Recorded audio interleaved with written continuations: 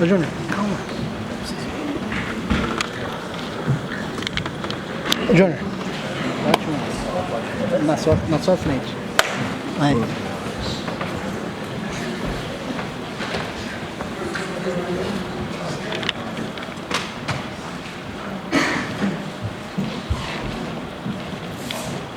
ele vai ficar bem aqui, que delícia. Hã? Vai ficar na pontinha. Ah, bem onde vai ficar melhor. Ah, sabe uma coisa? Era bom fazer... Ah, tudo bem, que tá meio amarela, tá vendo? Usar aquele negócio que tira a cor depois, ó. Né? O preset? É, o preset. Aí vai ter que me tirar da gravação. Vai ter que parar. Fala pra ele não. Olá pessoal, boa noite. Deixa. Sou Fernando Trevisan, diretor da Trevisan Escola de Negócios e responsável pelos cursos da área de gestão esportiva aqui na Trevisan. Quero dar as boas-vindas a todos e a todas à Arena Trevisan, onde a gente faz os nossos debates, nossas aulas magnas, apresentações, lançamentos de livros da nossa editora e onde a gente faz os encontros da indústria esportiva, né, que são eventos que tem como objetivo trazer os temas mais relevantes do momento para a discussão do nosso setor do entretenimento, do esporte. Nós fizemos este ano um encontro sobre o papel da mulher na gestão das entidades esportivas, em março, comemoração do mês da mulher. Fizemos há 2 meses um evento sobre branding no futebol, gestão de marcas dos clubes, aqui na nossa arena. E hoje nós vamos tratar desse assunto cada vez mais relevante no nosso mercado, esportes eletrônicos. E trouxemos uma série de especialistas e participantes executivos das entidades, das empresas do setor, que vão discutir conosco os temas principais que têm afetado essa indústria. Trevisan é uma empresa de 35 anos que, desde 2001, oferece cursos na área de gestão de marketing esportivo. Então, a gente é um dos pioneiros nesse assunto. Se hoje ainda a gente vê bastante amadorismo, imagino que era isso, né, quase 20 anos atrás, e a gente acompanha esse processo de profissionalização da indústria e tenta contribuir com isso, desenvolvendo mão de obra para esse setor. Esporte eletrônico é uma área recente, principalmente no Brasil, e que tem ganhado cada vez mais relevância. É um mercado que movimenta mais de $1 bilhão no mundo todo, que tem uma audiência de mais de 450 milhões de pessoas, que no Brasil estima-se que são 20 milhões de pessoas que assistem, que torcem, que consomem esses produtos. Então a indústria tem que olhar com esse segmento com mais atenção, né, e inclusive na questão do marco legal. Né, tem um projeto de lei, né, no Senado, de tramitação, que visa regulamentar o setor. Tem a questão das confederações, como que o e-sport vai se enquadrar ou não no processo mais tradicional de esporte, como que as pessoas vão se profissionalizar e vão se capacitar para atuar nesse segmento. Então a gente está vivendo exatamente esse momento de ebulição e nós, como atores relevantes dessa indústria, temos como obrigação trazer um tema como esse para debate, para discussão. Então a dinâmica vai ser uma apresentação inicial de cada um dos nossos debatedores que eu vou apresentar agora, e na sequência a gente abre para as perguntas de vocês. Vou apresentar então nossos convidados. Carlos Fonseca Júnior, ele é um dos pioneiros desse mercado de esportes, desde 2001, atua no ramo, cofundador e CEO do CNB Sports Club, e ele também é presidente da Associação Brasileira de Clubes de Esportes. Carlos, muito obrigado por ter vindo.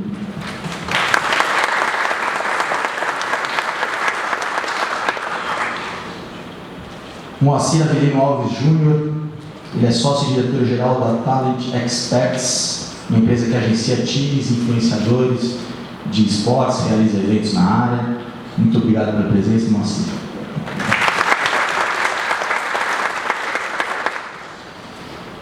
Celso Sansivieira, presidente da Confederação Brasileira de Esportes Eletrônicos, diretor na High Level Strategies Consultoria. Celso, bem-vindo, muito obrigado por ter vindo.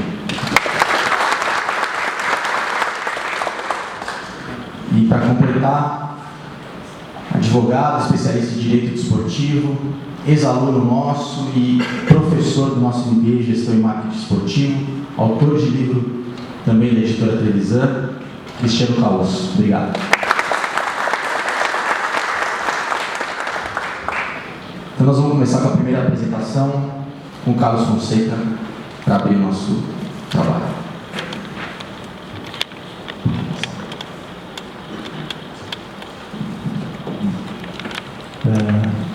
Boa noite a todos. Primeiro agradecer aqui pelo convite da Escola Trevisan. Agradecer pelo Alex que me convidou para fazer essa apresentação. Acho que falando um pouquinho da minha história, acho que só para a gente introduzir, tá? Eu, junto com o meu irmão, que está presente aqui, Kleber Fonseca, ele tinha um sonho de ser jogador profissional de esportes, isso lá em 2001, na época das Lan Houses. Não sei se alguém aqui frequentou Lan House, se puder, levantei a mão aí. Tem uma boa galera, né? Acho que não era só o sonho dele, né? Pelo jeito, né? Mas enfim, ele tinha o sonho de ser um jogador profissional, então a gente começou na época de Counter-Strike, nas Lan Houses. Ele queria jogar profissionalmente, ganhar dinheiro para jogar videogame e fui nessa linha de negócio. Isso foi o nosso hobby por 7 anos, então eu, como irmão mais velho, indo acompanhando ele nos campeonatos que existiam naquela época, na Lan House. E depois disso a gente resolveu que aquele nosso hobby merecia mais do que isso, merecia ser transformado numa profissão. E foi aí que a gente seguiu na linha de fazer um clube. Então, assim como existe um clube de futebol, a gente pensou no mesmo modelo de negócio de um clube de esporte eletrônico. Então, a gente tinha até alguns dos melhores jogadores, cada um da sua categoria. Então, como no futebol, um clube igual o Corinthians, por exemplo, tem futebol de campo, futebol de salão, tem vôlei, basquete, várias modalidades, a gente teria a mesma coisa, só que dentro das modalidades de esporte eletrônico. E isso é o que a gente desenhou e conseguiu concretizar lá em meados de 2008 para 2009. Então a gente montou o nosso clube de esportes. E até acho que depois vão entrar aqui, acho que o Moacir deve falar um pouquinho sobre os dados de mercado, os números e tudo mais, mas principalmente o Alex enfatizou bastante que eu tinha que apresentar como um clube, né? Como que é a relação de um clube com o seu patrocinador. Aí eu pensei comigo, putz, como que eu vou explicar isso, né? Que jeito que eu vou explicar isso, qual que é a relação do clube de esportes com o patrocinador? E aí eu tomei a liberdade de pedir autorização para a LG e falar, vou levar um relatório de 2017, a gente é patrocinado pela LG desde 2017, falei, vou pegar um relatório e vou apresentar, e vou mostrar como que são as propriedades e qual que é a relação, como que se faz negócio com o clube de esportes quando se fala na linha de patrocínio. Então, já destrinchando um pouco das receitas, né? As nossas receitas também são iguais às de um clube de futebol. É licenciamento, é patrocínio, são projetos especiais, enfim, tudo que um clube de futebol faz. E aqui eu trouxe um pouquinho o relatório desde o início, tá? A gente começou com a LG no final de 2017. O clube estava numa fase ruim, a parte esportiva do League of Legends, e era a modalidade que a gente ia ser patrocinado. Mas mesmo assim a gente conseguiu gerar um impacto relevante. E acho que é bem o foco aí do que eu queria apresentar para vocês. Então, desde o começo, a primeira propriedade foi um release de imprensa. Então, com a vinda do patrocínio da LG, possibilitou a gente de trazer um jogador europeu para o nosso time. Então, já disso, a gente alinhou a nossa assessoria de imprensa com a assessoria de imprensa da LG. A gente montou um release e um impacto para falar que a LG tinha ajudado a gente na conquista desse novo jogador europeu. E só esse release de imprensa e as matérias que foram publicadas, que foram 11 no totais, com uma exclusiva na Sport TV, já rendeu um retorno de mídia de R$515 mil. que na época isso já quase cobria o patrocínio que a gente fechou com eles. Tá? Então, só na primeira ação que a gente fez. A ação consistia basicamente, a gente mandava um kit, a gente pegou todo o nosso mailing de jornalistas da área de esportes, e a gente mandou um kit com uniforme, com o novo patrocinador e uma carta apresentando a LG e falando o quanto ela estava reforçando o nosso time com o patrocínio dela, trazendo um jogador europeu para a gente. E alinhamos com a LG para que eles fizessem o release da parte deles com os jornalistas que fossem focados para a área tech, para a área deles, que na época era a área de monitores, de produtos e tudo mais. Então essa foi a primeira ação do nosso patrocínio. Opa. Como uma segunda ação, o que não podia faltar é a exposição de logo na camisa. Tá? Então, ainda quando a gente fechou, ainda tinha um período, tinham 3 jogos que ainda iriam acontecer para fechar o campeonato, para fechar a temporada do campeonato. E nesses 3 jogos a gente teve 2,6 milhões de usuários únicos que assistiam durante as transmissões disso. Essas transmissões, ainda naquela época, não aconteciam na TV. Elas só aconteciam no formato online, YouTube e Twitch, que é uma plataforma bem específica nossa. Perdão. Então, essa foi já uma segunda ação, já com patrocínio normal, né? Que seria só o logo nos uniformes. Tá? Além disso, sempre que eu tento vender um patrocínio, né, que são posts em redes sociais, que é a exposição de marca no uniforme, eu sempre tento vender uma ativação junto. E nesse caso a gente conseguiu vender uma ativação que é uma peneira. Atualmente a gente faz a maior peneira de League of Legends do mundo. É uma peneira que a gente já teve muitos inscritos, milhares de inscritos, dezenas de milhares de inscritos. A gente estava na 6ª edição. E para essa, com a LG, a gente conseguiu o direito de uso de imagem do nosso sócio, do Ronaldo Fenômeno, que é um dos nossos sócios desde o começo de 2017.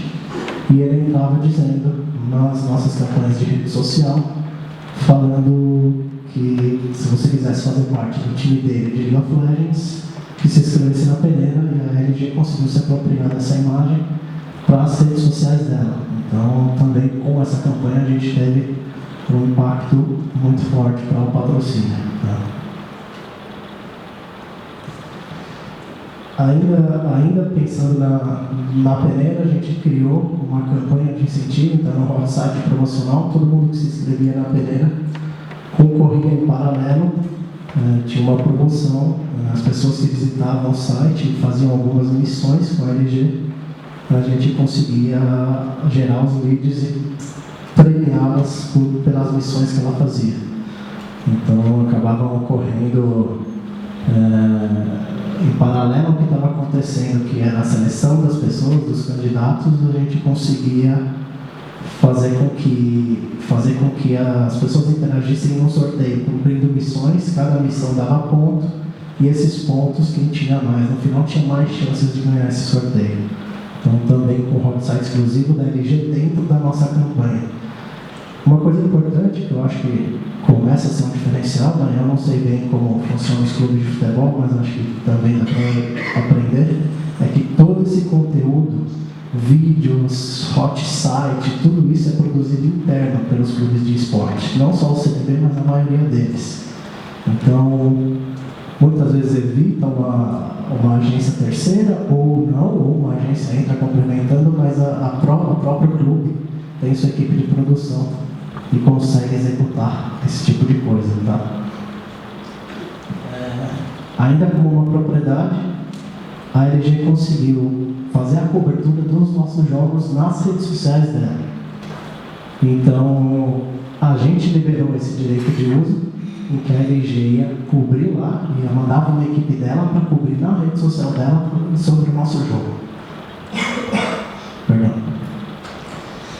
Então, a gente conseguiu um impacto muito grande, ela ativando o time da melhor forma possível, tá? Então, conseguindo levar para o público dela, que era um público diferente, não era um público jovem, né, exatamente, mas a gente conseguiu migrar o nosso público jovem para as redes sociais da LG através dessa campanha.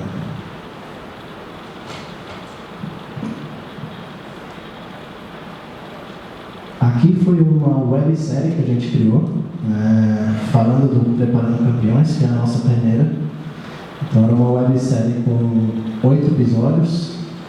Esses 8 episódios falam de pessoas que tinham passado na nossa peneira e tinham se transformado em jogadores profissionais, ou eles tinham dado algum segmento na carreira dentro do esporte eletrônico, seja treinador, analista, ou alguma coisa dentro do que eram os nossos times. E essa campanha teve um alcance aí de quase 1 milhão de pessoas, tá? com bastante engajamento, comentários e etc. Tá? Então eram vídeos testimoniais patrocinados pela LG.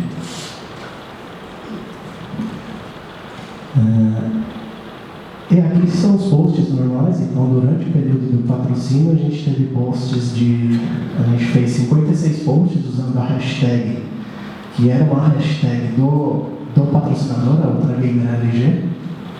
E com esses 56 posts, a gente teve um alcance de 9.400.000 pessoas. Tá?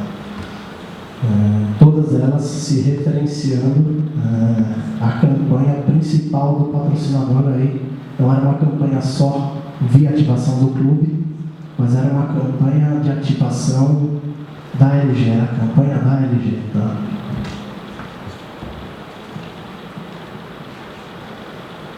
Aqui são a ativação dos jogadores fisicamente, tá? Então eram perguntas e respostas, eram eventos em que a LG levava a gente ou no escritório deles ou em lojas, né, no ponto de venda, e a gente levava nossos jogadores e treinadores para fazer meet and greet nos pontos de venda diretamente. A gente acompanhou uma ação de um influenciador, por indicação nossa. Aqui mais ações com os influenciadores, inclusive nesse caso usando o Ronaldo Fenômeno como um desses influenciadores. Então ele fazendo posts relacionados à nossa campanha da peneira. Aqui foi ativações online, então os nossos jogadores entravam transmitindo online, ensinando como jogar League of Legends, e com todo o overlay preparado dessas transmissões ao vivo, focando principalmente no produto da LG, e a campanha que a gente fez de banners também. A gente usando influenciadores também para divulgar a peneira e a campanha que a LG vinha fazendo com a gente. Uma ação de e-mail marketing, bem completa também, que a gente conseguia mandar promoções já direto dos revendedores, né? Então a gente fazia um alinhamento LG com o terceiro, com os revendedores direto, e mandava e-mail marketing para toda a nossa base.